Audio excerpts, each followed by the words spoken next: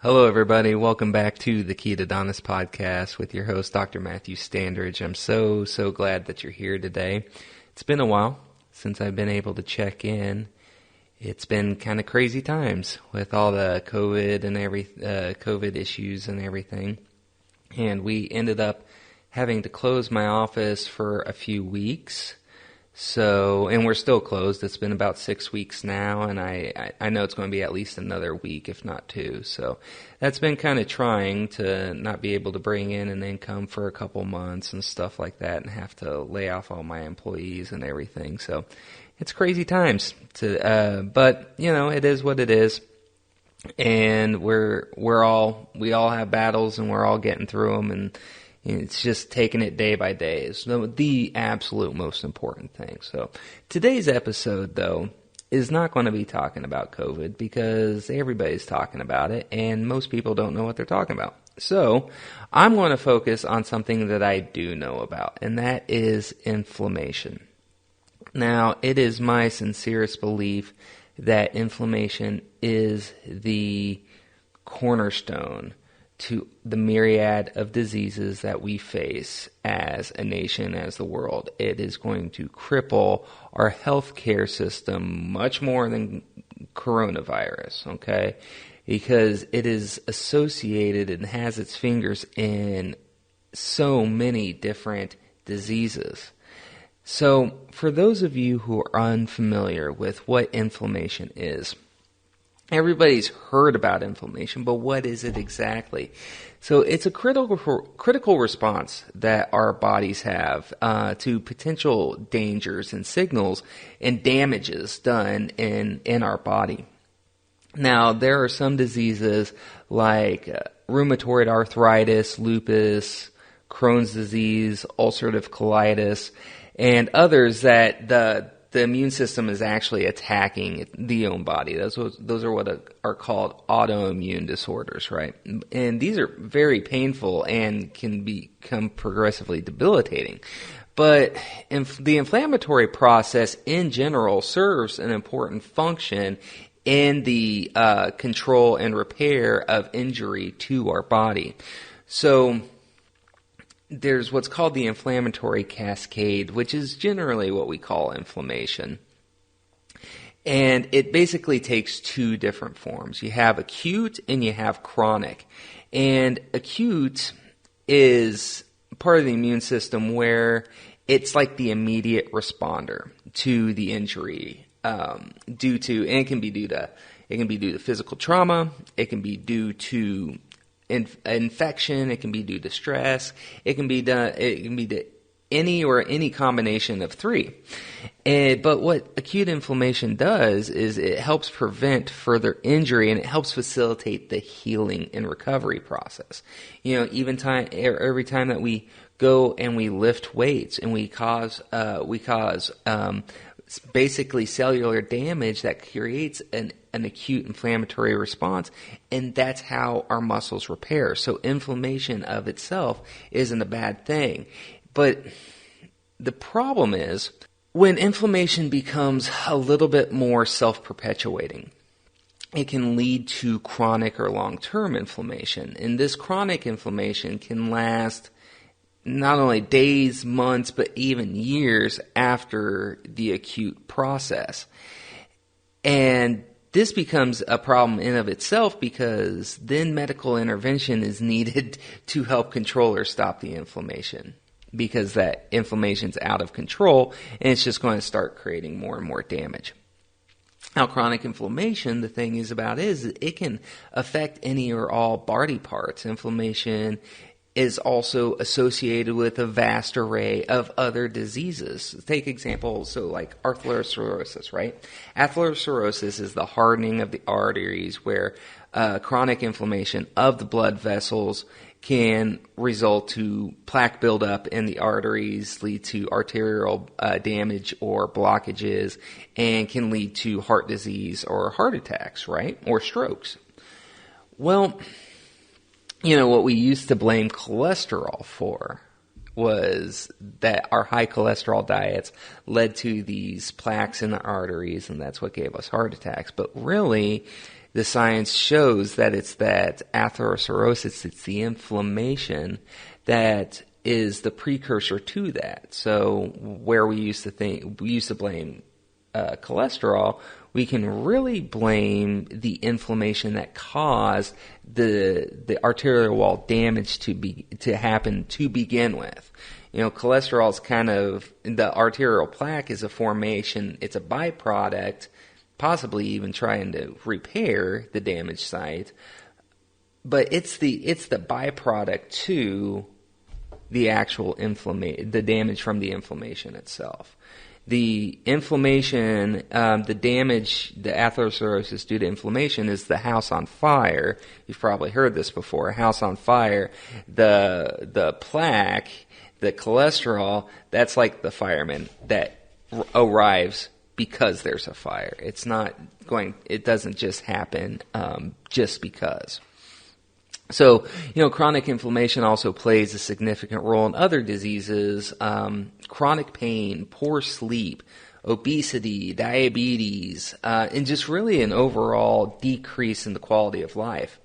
And then there's some research that shows that chronic inflammation may also serve as a precursor to certain cancers that are where persistent inflammation is associated with DNA damage and can lead to cancer. That study was called Immunity, Inflammation, and Cancer by some authors I cannot pronounce, but it was published in the March 19th, 2010 Journal of Cell. So if you want to take a look at that, again, the paper on that is Immunity, Inflammation, and Cancer. So, and then there's also, for example, with that, people that have like chronic inflammatory bowel disease, IBD, or diseases such as like ulcerative colitis or Crohn's disease, those people have an increased risk for colon cancer. And so, given the vast consequences, negative consequences, it's really not surprising that chronic inflammation has had a very, very negative burden on society. In fact, a population-based study really showed evidence that supported a causative role in inflammation and the link between social isolation and mortality. And let me bring up that one. That paper was by Yang et al. In the Journal of Health and Social Behavior in June 2013, and it's called The Social Isolation and Adult Mortality, the Role of Chronic Inflammation and Sex Differences. So this is a primer to get you to thinking about why really one of the basis of the burden of the healthcare crisis, really all roads lead back to this chronic inflammation. And so let's talk about this a little bit. So while I'm going to bring up some figures here, so while it's difficult to measure the precise economic impact of chronic inflammation, because it then it fingers out into almost all these other areas of chronic disease, we can look at some specific chronic inflammation-mediated diseases. So for example, in Europe, the direct health care cost incurred by patients affected by IBD, that inflammatory bowel disease, have been estimated to be between 4.6 to 5.6 billion euro per year. That is a pretty good chunk of change. Patients with chronic inflammatory conditions in the U.S. spend approximately $38,000 more on additional expenditures each year. $38,000 a year more with people with these chronic inflammatory conditions. Health disparities in chronic inflammatory disease are widespread, and Black Americans are at 3 to 4 times higher risk of morbidity and mortality associated with chronic kidney disease compared to white Americans. I've got tons of these. I'm probably not going to go through all of them. In 2010, the cost of chronic obstructive pulmonary disease, COPD, in the U.S. was projected to be approximately $50 billion, which includes $30 billion in direct healthcare expenditures and $20 billion in indirect costs. So why am I bringing all of this up? Because I have a lot more that I could go through. Rheumatoid arthritis, psoriatic arthritis. What's interesting about the psoriatic arthritis thing is just, let me bring up this study here because it's pretty neat. So it's by Shang et al. And it was published in the, it's from a meeting abstract, actually. And it's abstract number 1582 in the American College of Rheumatology. And it's titled, Cumulative Inflammatory Burden is independently associated with increased arterial stiffness in patients with psoriatic arthritis. So really, there are conclusions from that, because I want to get into the talk of inflammatory burden, right? Inflammatory burden is the cumulative, it's the culmination of all of the inflammation going on in our body. It's all of the war fronts that our body's having to go through. So if you imagine this inflammation, this body is going through war. And the inflammatory burden is all of the generalized war that the body's going through, and the specific areas of inflammation, those are like the independent battles that contribute to the overall war effort, okay? And so what's interesting about this abstract here, with their conclusion, is that the cumulative inflammatory burden was associated with increased arterial stiffness in patients with psoriatic arthritis,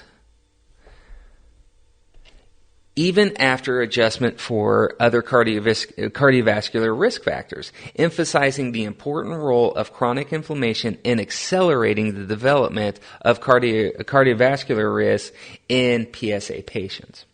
So, chronic inflammation makes all of this other stuff worse, and all of these individual battles contribute to this chronic inflammation. That's why in my practice, if people are willing to listen to me about diet and sleep, stress control, these are all powerful things to help mitigate this inflammatory burden.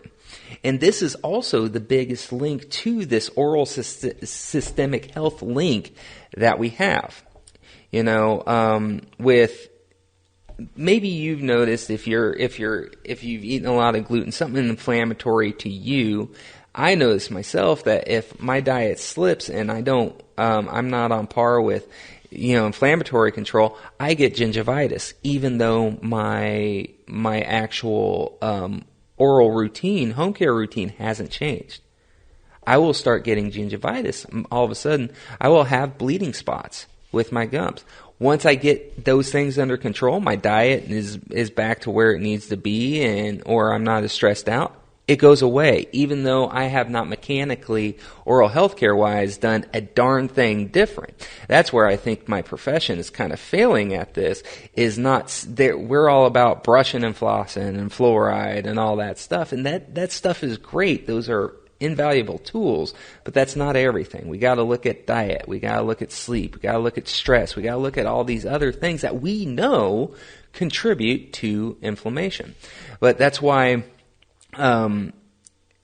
really going back to this inflammation, how it links to oral systemic, there's an interesting study, let me bring it up here, last year, 2019, and it is titled Elevated Systemic Inflammatory Burden and Cardiovascular Risk in Young Adults with Endodontic Apical Lesions. What that means is if we get a cavity that gets too deep and the tooth becomes infected, it involves the nerve space and the root canal system of the tooth, that then leads to infection or abscessing out at the end of the root tips. Okay, this is a classic example of when we would do a root canal to save the tooth. Now, there are plenty of people who are anti-root canal. I'm not here to debate that. I do root canals. If I had a tooth missing, or if I had a tooth damage that could predictably be treated with a root canal, I would get a root canal. So I'm not here to change any minds, just like the anti-fluoride people. You do you. But, so the advanced lesion of endodontic origin, ALEO, if you read this paper, that's what it's going to refer to. So it's basically that periapical abscess.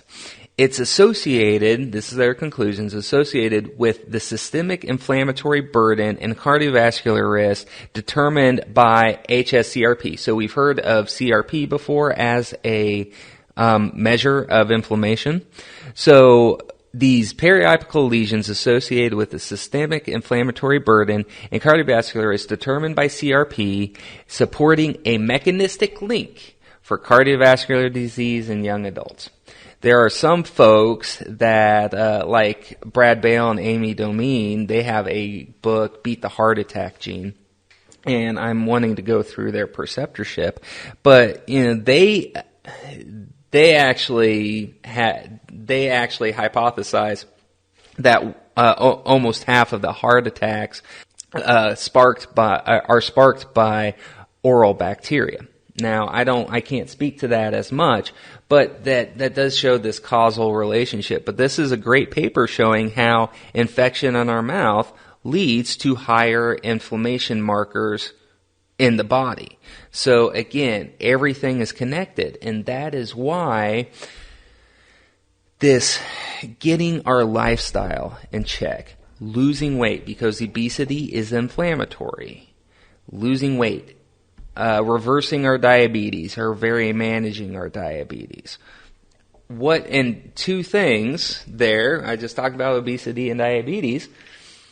A low-carb paleo ketogenic diet can be very, very good for. It's been shown time and time again, hence that the whole purpose of this podcast is really rooted in that passion of mine, that evangelical of sorts, saying, guys, how we eat, how we live, those will do far more better for us in long term than perpetuating being on medicines. Now, can I guarantee that everybody's going to be able to get off every medicine? No, that's not what I'm saying. But we do have to get our foundation in order. And that is the food, that is the exercise, that's the lifestyle, that's cutting out alcohol and drugs and tobacco and stuff like that. It's getting our sleep in check, getting our stress in check. Now, that's easier said than done, being in this as of the airing date of this episode, because, well, it is trying times, and I totally recognize that. But we still have to focus on our locus of control. We still have control over our thoughts, how we feed our mind, how we feed our body. Anybody can do an at-home workout. If you have enough room to do a push-up, you can do a full body workout.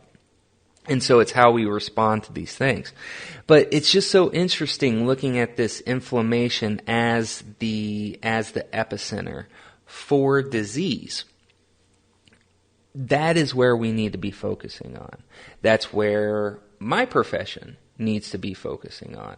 Because going back to this hypothesis that I have about the oral health being, and I'm not the first one to have this hypothesis by any means, but this oral health being the window to the soul, or to the whole body. If somebody's having cavities, well, what's going on there? Why are they having cavities? It's going to be diet-driven. It's going to be too much sugar and fermentable carbohydrates. It's going to be eating too often. But what else is going on? Are they not getting enough nutrients? Are they not getting enough fat-soluble vitamins? All of that stuff, right? If they have gingivitis, is that because they have uncontrolled plaque that's creating a acute response? Or, which is a possibility, we see it a lot, or is there something other inflammatory going on? Do they have periodontal disease? Do they have gum disease? Is that being, and does that have a link to something else going on? Are they diabetic? Because there's a two-way street there. Uncontrolled diabetes is going to make their periodontal disease worse, and their periodontal disease is certainly not going to help the management of their diabetes. So we have to take both into consideration, right? And so there's studies showing that people with periodontal disease, upon autopsies, they're finding these spirochetes, these type of bacteria, a certain type of bacteria that are really only found in advanced gum disease, and they're finding these spirochetes in the brains of Alzheimer's patients when they do their autopsy. Everything is linked, and so that's why we can't, for us dentists, we can't just be dedicated to the mouth hole. For general physicians, we can't just be throwing, putting out fires one at one. We have to take a holistic approach, and I kind of hate that word holistic because it's been bastardized so much in this kind of woo medicine, but we do have to take a comprehensive, all-encompassing look at these things. So that's what I want to leave you with today is really it comes down to inflammation. And what are you doing? What are you doing to control your inflammation? What inflammatory burdens are you fighting? And how can you best manage those? Who can you reach out to speak with a doctor, speak with a functional medicine practitioner? What steps are you taking to control your own inflammation? Right? So I hope you guys enjoyed today's show, and I really wish the best for everybody if you're watching it during this pandemic time. We're going to get on the other side of that. I know I have no doubts about it that we're going to get past it. Things might look a little different after. We will achieve a new normal, but